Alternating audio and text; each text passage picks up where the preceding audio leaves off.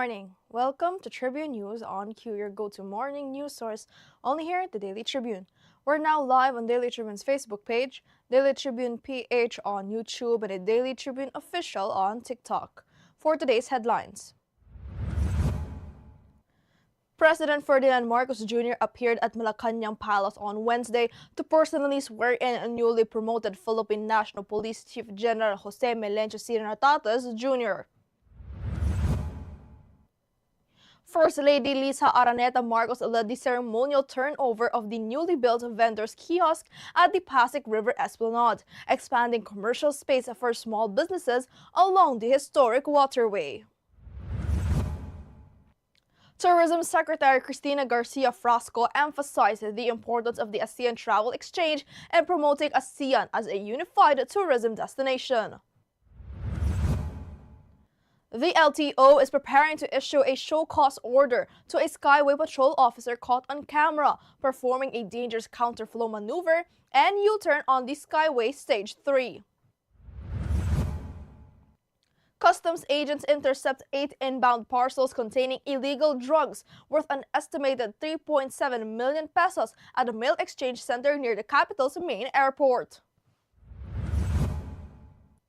The Philippine Stock Exchange Index rose for a second straight day on Wednesday, gaining 0.78% to close at 6,355.78, buoyed by the peso's appreciation against the US dollar.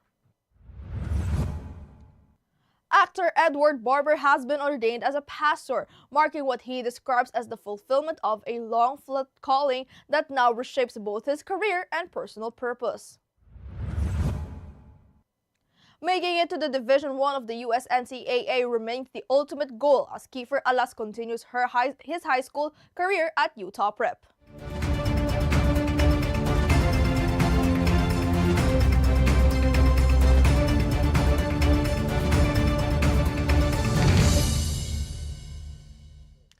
Today is the 29th of January 2026, Thursday, and I'm Eliana Lacap, bringing you today's top stories. Let's kick things off with today's weather.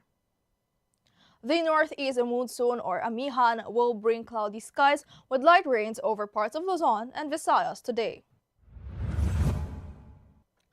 Cagayan Valley, Aurora, and Quezon will see light rains with no significant impact. Metro Manila and the rest of Luzon and Visayas will have partly cloudy to cloudy skies with isolated rains. Mindanao, Eastern Samar, Leyte, and Southern Leyte may experience isolated rain showers or thunderstorms, with flash floods or landslides possible during severe storms. Northern Luzon will have moderate to strong winds, while the rest of the country experiences light to moderate winds. Now for a traffic update. Light traffic is reported at Balintawak Toll Plaza, Bocaue Toll Plaza, and San Fernando northbound and southbound lanes.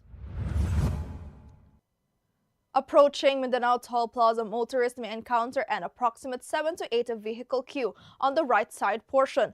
Bulilan northbound entry is temporarily closed for road enhancement works at Bulilan Interchange from January 27 to February 7th. Motorists are advised to take alternate routes. All other areas of NLEX, Asatex, and NLEX connector, including toll plazas and interchanges, are experiencing light traffic conditions. Now let's move on to this morning's headlines. President Ferdinand Marcos Jr. appeared at Malacanang on Wednesday to administer the oath of office to the newly promoted PNP Chief General Jose Melencio Nartates Jr., easing speculation about his health.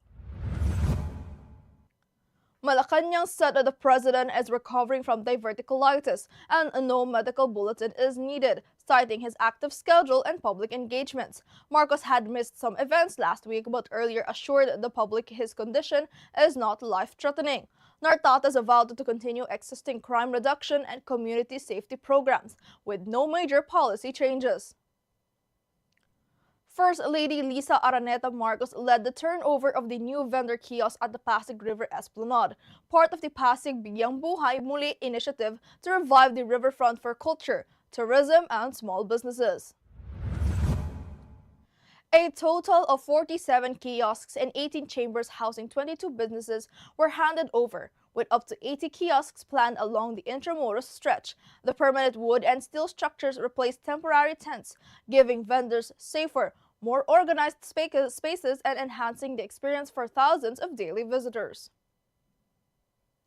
Tourism Secretary Cristina Garcia Frasco highlighted the ASEAN Travel Exchange as a key platform to promote ASEAN as a unified tourism destination while creating opportunities for local communities. Travex 2026 brought together 271 buyers from 50 countries, 124 Philippine sellers, and 222 ASEAN exhibitors for back-to-back meetings and partnerships. The Philippine Pavilion reused Expo 2025 Osaka materials to showcase sustainable tourism and Filipino craftsmanship. Cebu launched its first ever MICE guidebook to strengthen its role as a hub for meetings, incentives, conferences, and exhibitions, projected to add 1 billion pesos to the local economy by 2029, alongside 6 post-traffic tours to top destinations. A Skyway patrol officer is under investigation after a viral dashcam video showed him making a risky counterflow maneuver and a U-turn on Skyway Stage 3, nearly causing a collision with the Mitsubishi Adventure. The Land Transportation Office will issue a show-cause order once the officer and motorcycle owner are identified. LTO is reviewing CCTV footage and coordinating with Manila Toll Expressway systems. Assistant Secretary Marcos Lakinlao stressed that road safety applies to everyone, including law enforcement, and any proven violations will be dealt with fairly but strictly. Customs agents seized 8 parcels at NAIA's Central Mail Exchange Center containing 2,482 grams of high-grade marijuana worth around 3.7 million pesos. Declared as consumer goods, the shipments tested positive for illegal drugs and returned over to the PDEA. The Bureau of Customs commended its frontline staff for preventing the misuse of mail channels and stressed ongoing vigilance against prohibited items. Authorities are investigating the senders and recipients for possible prosecution under the Comprehensive Dangerous Drugs Act and the Customs Modernization and Tariff Act. The Philippine Stock Exchange Index rose for a second day, climbing to 0.78% to 6,355.78, supported by a stronger peso at 58.74 pesos per US dollar. Trading was firm with 6.55 billion pesos in turnover, while foreign investors posted 463.37 million pesos in net inflows. Services led sector gains plus 2.53% as property lags negative 0.22%, with ICT topping gainers and ASEAN leading losers. Investors remained cautious ahead of the U.S. Federal Reserve's policy decision and the Philippines' Q4 and full year 2025 GDP data. Peso strengthened was driven by broad dollar weakness, lighter importer demand, and sustained foreign equity flows. Actor Edward Barber, known for Pinoy Big Brother and the Mayward Love Team, has been ordained as a pastor, answering a long-felt spiritual calling. Favor Church Manila confirmed this ordination, marking a formal shift toward ministry, while he continues select entertainment work. Barber now hosts the faith-driven podcast The Painfully Human, exploring belief, doubt, and the human experience, highlighting purpose over fame and prioritizing his ministry while maintaining a presence in show business.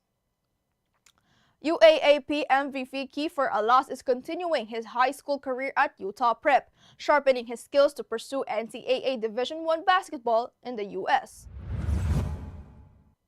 Alas recently erupted for 34 points, including 10 three-pointers in the premier Prep Phoenix Open, earning praise from coach and former TNT mentor Mark Dickel, while top Philippine schools UP, De La Salle, and Ateneo are reportedly interested. He plans to explore U.S. opportunities first, after missing the FIBA U17 World Cup due to a knee injury. Alas remains determined to join the ranks of Filipinos who made it to the NCAA Division I.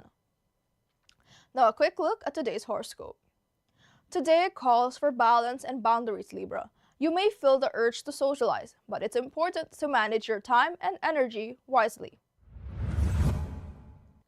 Set clear boundaries early, stay organized, and protect your peace.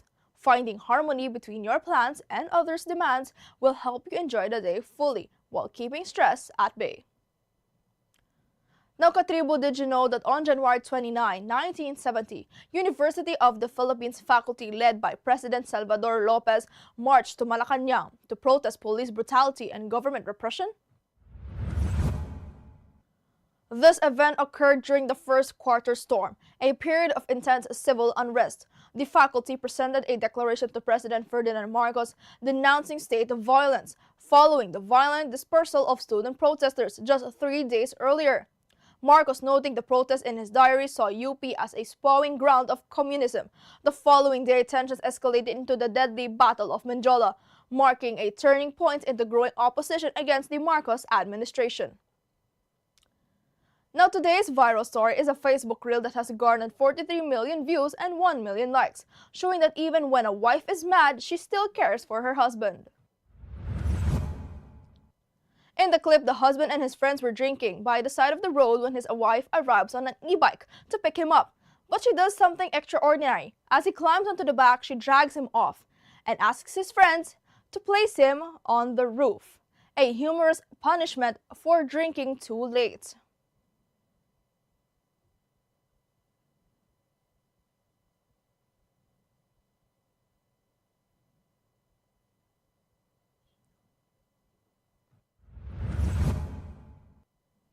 That's all for now, mga katribu. Join us again at 1 o'clock p.m. for more updates. This has been Eliana Lacap for Tribune News on Q.